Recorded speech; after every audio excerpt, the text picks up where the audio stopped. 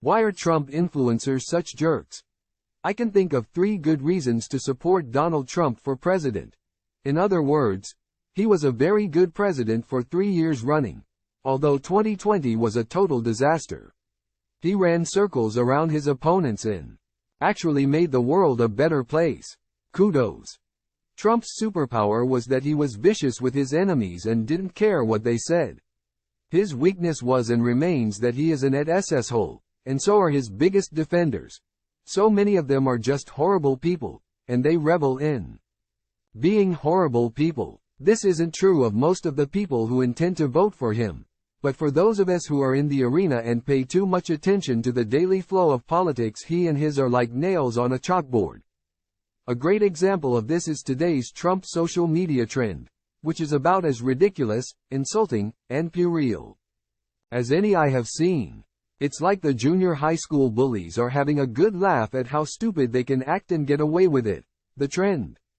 They call it #Bootgate, based on the assertion, about which I have no opinion or even less interest, that Governor Ron DeSantis wears boots to appear taller than he is. Time equals 400 Ms. greater than they are children, not the cute, lovable scamps who annoy but amuse us. They are the bullies who even as adults you want to slap silly. Low IQ bullies. Jack Posobiec and friends, about whom I have no particularly negative or positive opinions, generally are pushing hard to turn #Bootgate into a big trending topic on Twitter. They are having a huge amount of fun with it, and I suppose there is some sense in which it will work. I am quite certain that with so much mental masturbation they will achieve some sort of self-love orgasm. With the rest of us, not so much, because, unlike so many people the Trump camp goes after, DeSantis is not a media creation. He is the most effective governor in my lifetime, and his reputation is built on accomplishments, not rhetoric.